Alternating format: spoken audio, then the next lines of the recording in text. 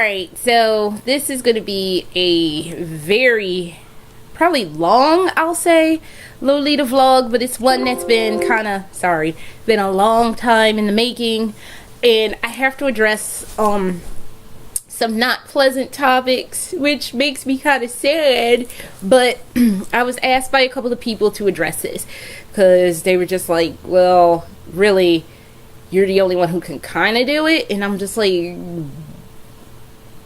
okay, I'm glad y'all have faith in me not to fuck this up. Oops, wrong side.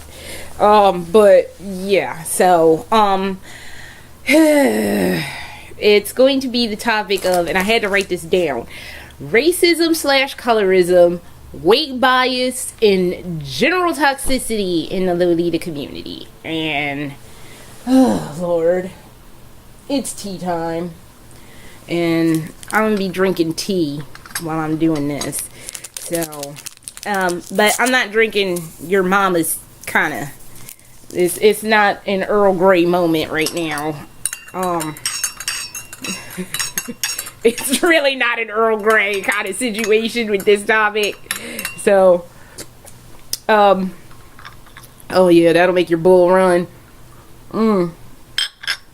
Let me share with you the tea that I'm actually drinking. The tea I'm actually drinking, hold on, get that out of the way. Yeah, I got more of my special tea right there, but this is the tea I'm drinking. It's green tea wine made by Bunker Hill. I'm not getting paid by them to say that, but yeah, so that's my tea for right now, and kind of need it.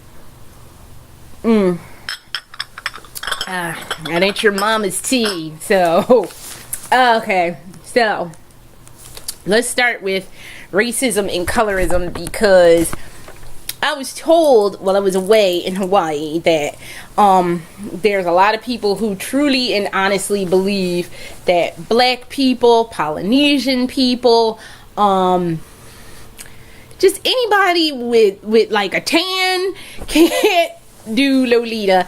And then as I was looking into this topic, which actually it was actually a lot less irritating than I thought it would be last night, but when I looked into this topic, they were like, well, black people can be Lolitas, and I'm like, yes we can, because you can wear anything you want, and you can be anything you want, and you can do anything that you want, because it's your money, it's your clothes, it's your body. Put what you like on your body. So, you know what? I'm going to leave that right there, because we're going to need it. And that's how I feel. It's like, it's your money, it's your body. You put what you want on your body.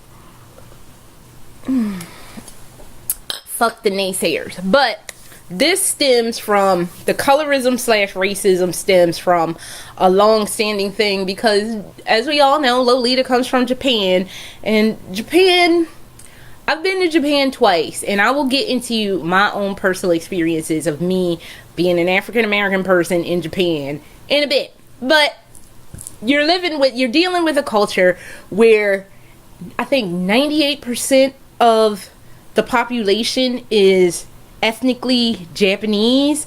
And let me tell you a quick story.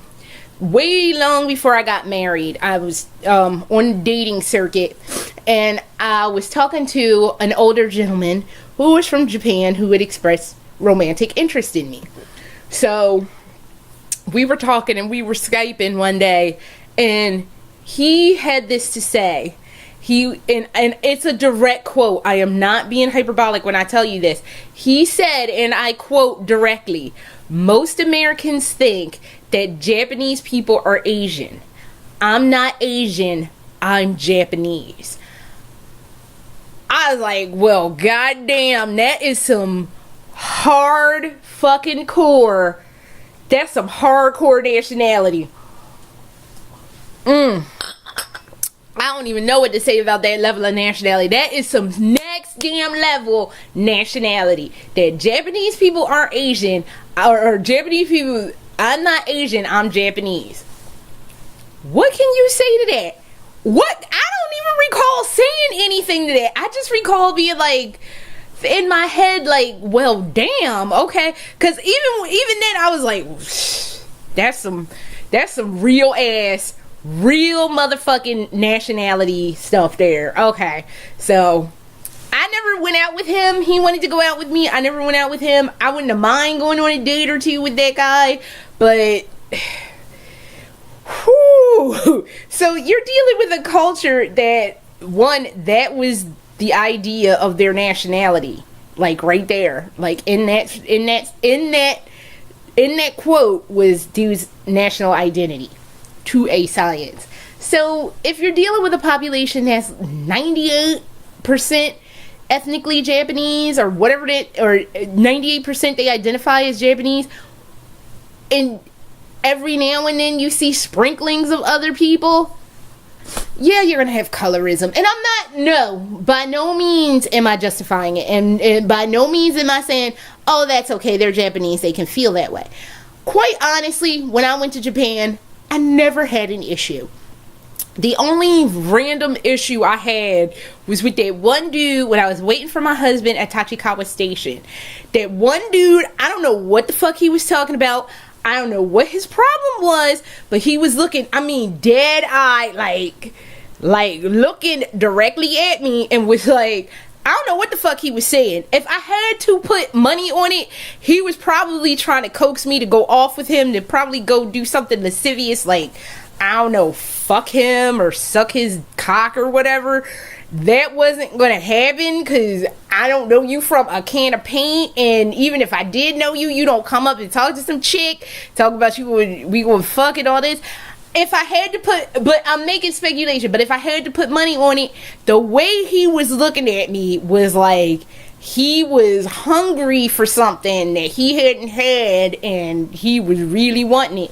And when he finally left, like, this was going on for like a while. Boyfriend was looking at me for like a good, I'd say like 2-3 minutes, was having a full-on fucking conversation, and I didn't notice it at first because I'm like looking down, listening to my music, and I look up and he's like speaking Japanese, and I don't speak enough Japanese to know what he was saying. Like, I can say some things and I can understand some words, but I had my earbuds in, and I don't know, I don't want to know what boyfriend problem was, but if I had to guess, he was wanting some sexual chocolate, and he wasn't getting it from me. So, I don't even know. But, when I went to Japan, I didn't have a problem with people. One of the things some people asked me, because I've been to Japan, they were like, well, what is your experience as an African-American person in Japan? That one weird instance was the only weirdness that I had happen to me. Everything else was just, nobody bothered me. Like, pretty much when you go to Japan and you're not Japanese, you automatically, by default, get branded as the gaijin. Like, you do something stupid, they're gonna look at you and be like, stupid gaijin. And gaijin just means foreigner. So you're not Japanese, you don't more than likely know protocol, because that's a company steeped in fucking protocol. So you're gonna get what I call the gaijin pass. I used up my gaijin pass, I do believe, but I tried not to do stupid shit. As we covered in one of the videos I had did a long time ago, I don't go to people's country fucking up, because I don't want them to be like, fucking gaijin. I can be the stupid gaijin. I don't want to be the fucking gaijin.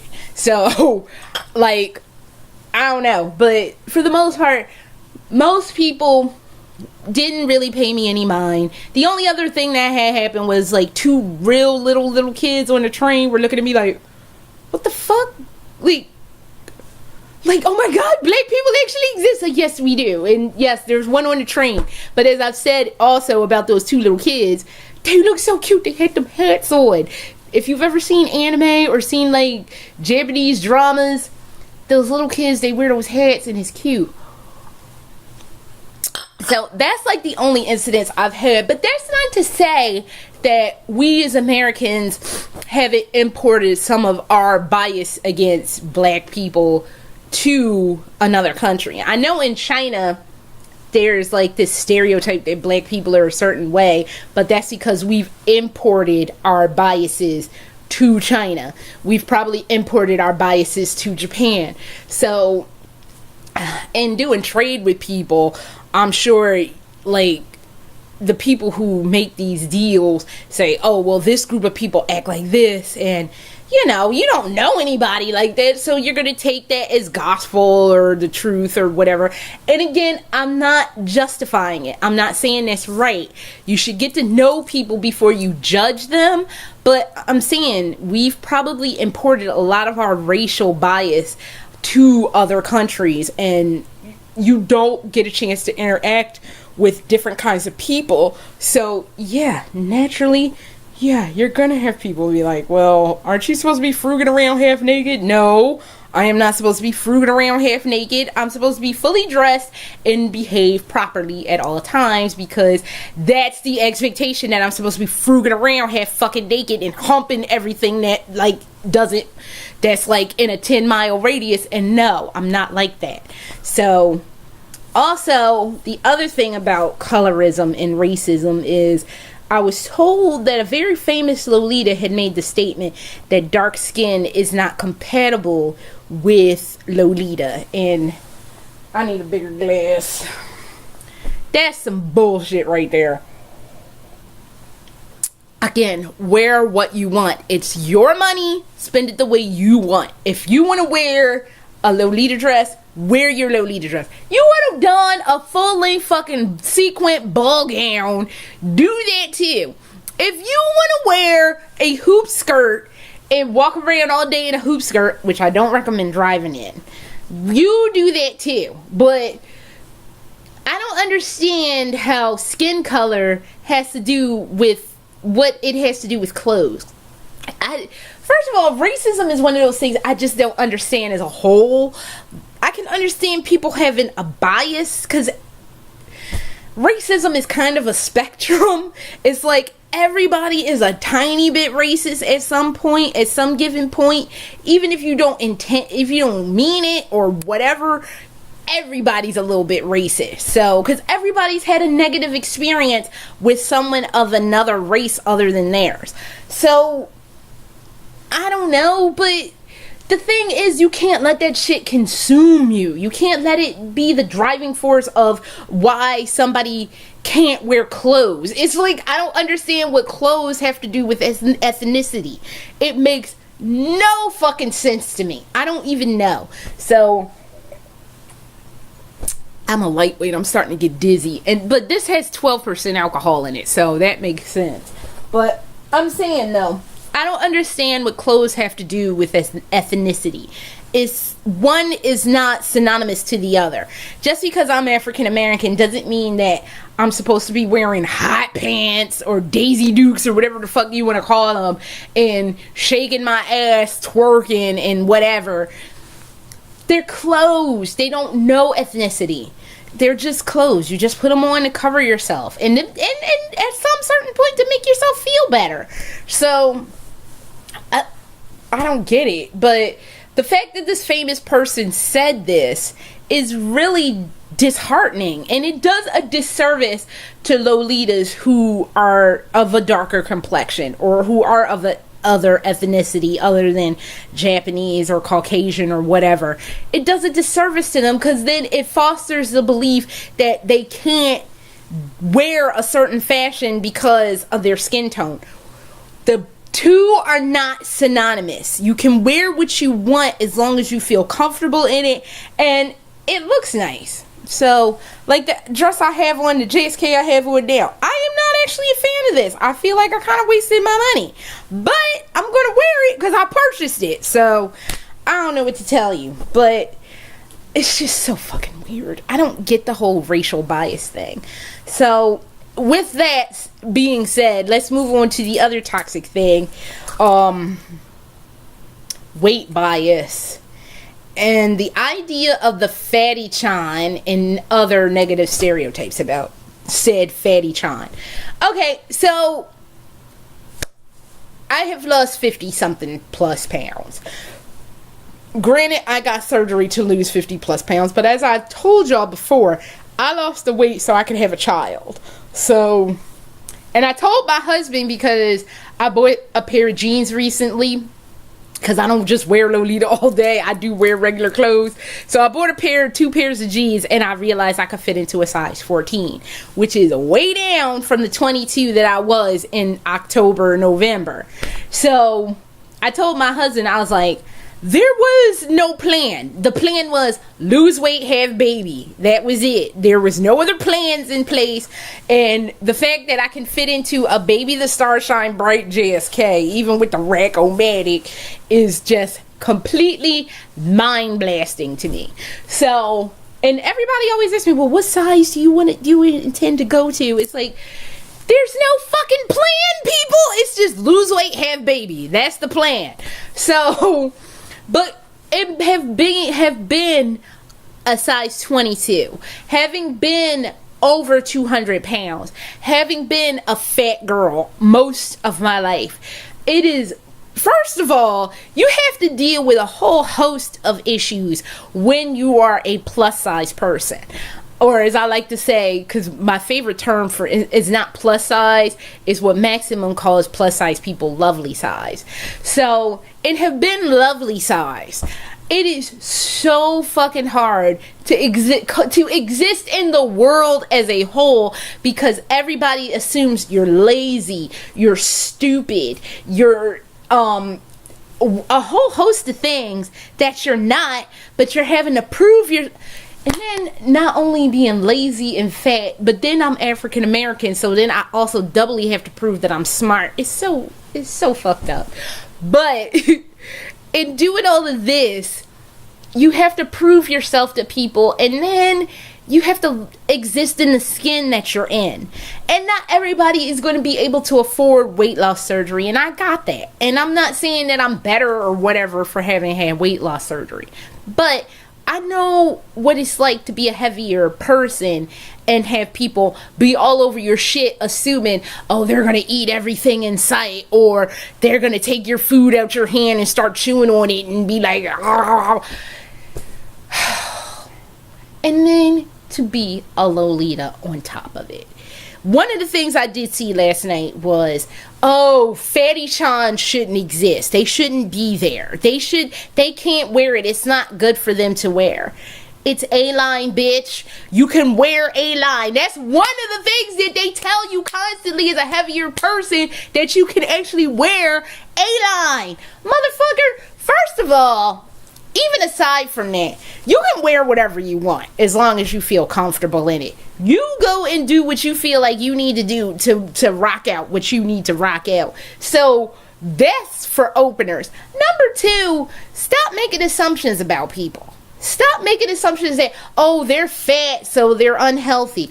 Because the weight bias thing also fosters into a lot of people's insecurity about themselves. And that's the thing that kind of pisses me off. They assume they know your health status. I had people tell me all the time, you're going to have diabetes. Really? When my sugars are normal?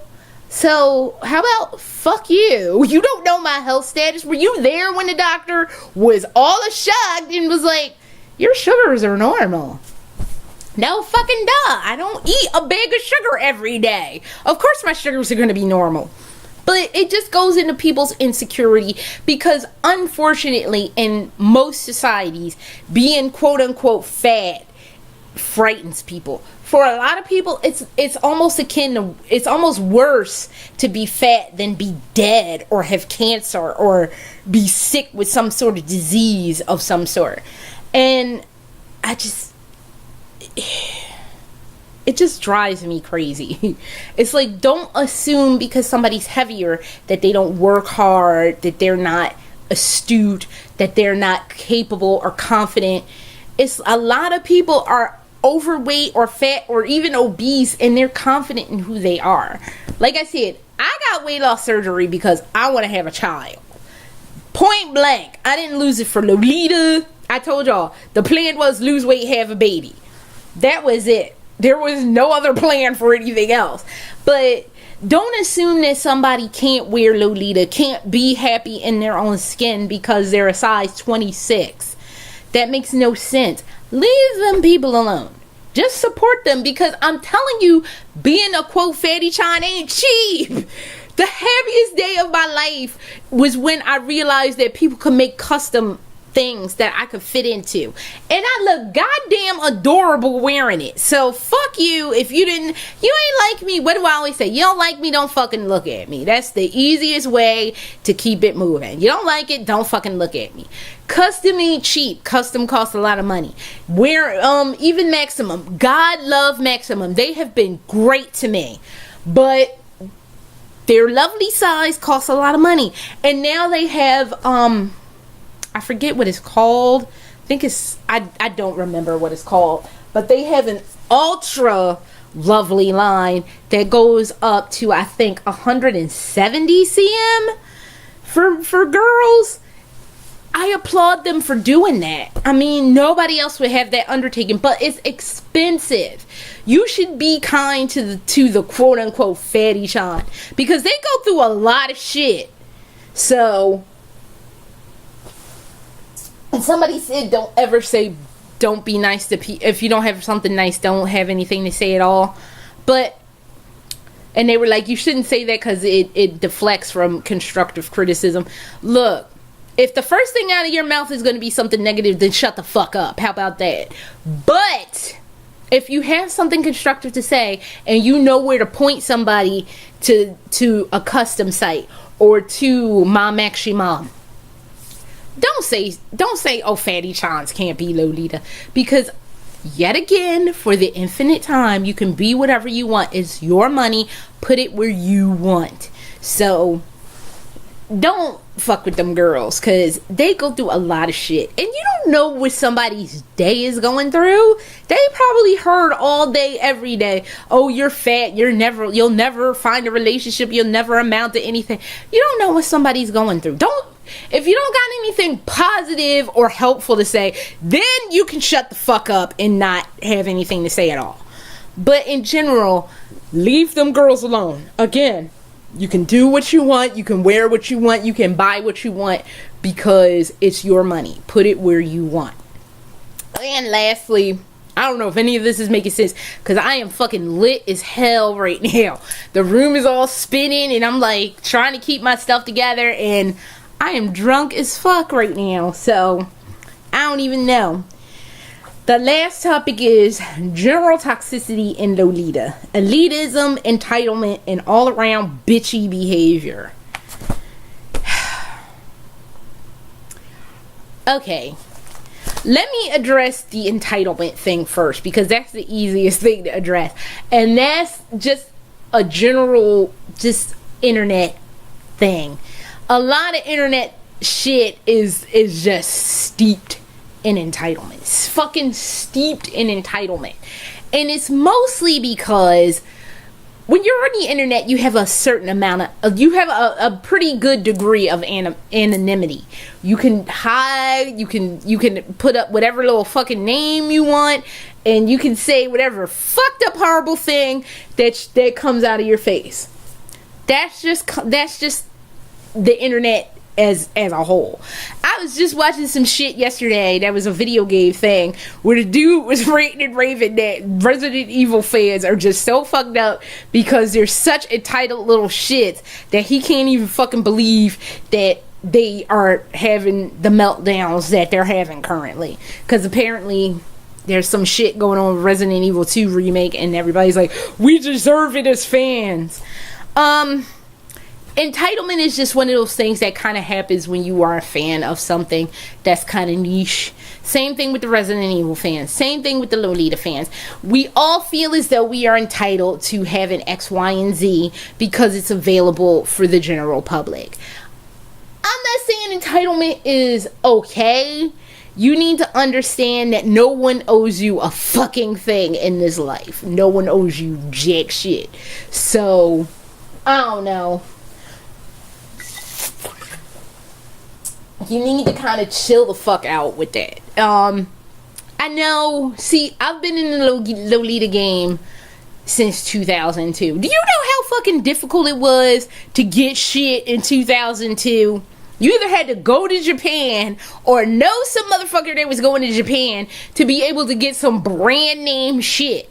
It wasn't just free floating on the internet. You could just type some shit in and be like, oh, I'm gonna order this dress from AP and it was gonna come to your fucking door. Oh, hell no. That wasn't how that game got played back in 2002. In 2000 motherfucking 2, it was you had to know a motherfucker who knew what Harajuku was to take their ass over there to go get some shit. Now, because everybody, Metamorphosis Tempt to Fill, Innocent World, AP, Baby is Starshine Bright, they all have an online presence that goes overseas. It's so easy to be like, AP owes me this because I supported them and blah blah blah. It's easy for people to talk shit because they weren't there when, 2002, when you had to wiggle your ass and half give hand jobs to somebody who was going to Japan to be able to get some shit. So, you kind of do need to chill out on that. And also, entitlement is one of those things that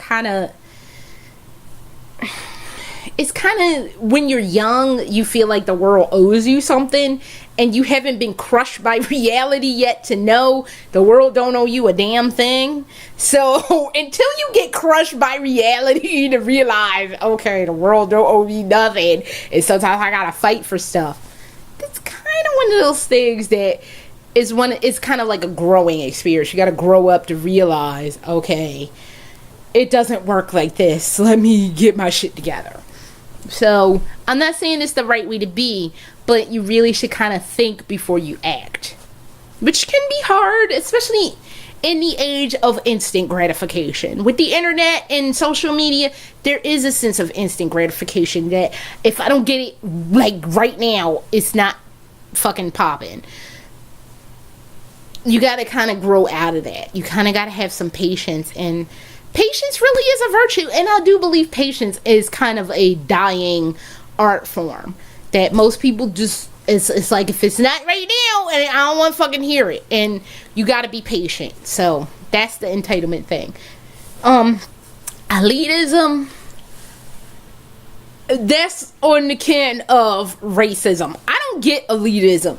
Oh, if it's not angelic pretty, I don't want to be bothered with it because it's not important to me. If it's not brand, if it's Taobao, fuck Taobao. I only wear brand. And again, you weren't around when you had to wiggle your ass to give hand jobs in 2002. So, and you know what? Elitism does kind of foster into the whole racism, color bias, weight bias thing. That, oh, if you can't fit into AP, you shouldn't wear it. And, I mean, I hate to use AP as an example, but they're usually the worst of the elitist bunch. And it makes it hard for everybody else, because what if you love Taobao? Taobao has been bringing it lately. Have I not said this? I just ordered some fucking Taobao this past week. I ordered something from some site called Honey Lemon, and the dress that I ordered is on pre-order. It is fucking adorable as shit. What if you just like Taobao and Taobao speaks to you better than the brands do? There is room to have brand name Lolita and Taobao Lolita. It's all the same genre of clothes. I don't get. You know what? I do kind of get it, because anytime you have something that you have fans of, people are going to take it to that creepy weird level. The Resident Evil kids that I just gave the example to, they get all elitist. But you know what? Toxicity exists in every fandom. It's just something that happens. I'm sure you have women who wear Chanel brand clothes who are like, oh, well, I only wear Chanel, or like, I only wear, what's that guy who got killed? See, this is the problem with being drunk and trying to do some shit. Not Amani. Versace. That's what I'm thinking of. Oh, I only wear Versace. If it's not Versace, I don't want to hear about it. There's just toxicity in, especially, I would say, especially in a fashion thing, because you want to feel superior to others, and it's not about feeling superior to others. You're supposed to, the whole thing about a Lolita community is you're supposed to be getting together with people who share, who are like-minded and share a common interest. I don't understand why it's got to take this turn that, oh, you can't afford AP, or you can't fit in AP, therefore you're nothing. And that kind of mentality is just weird to me. It makes no sense. It's like we're all a part of a subgenre of fashion.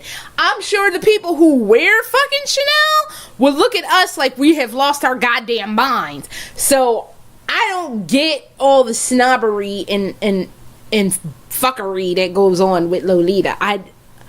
Because I'm sure the people who are really into like high fashion shit look at us like they're fucking crazy, and I don't get it. So it's just weird. So I don't know, but ultimately Lolita is not as toxic as everybody thinks. I mean, I was looking up toxicity in other fandoms, and sports fans are off the fucking rails. I don't even understand them fools.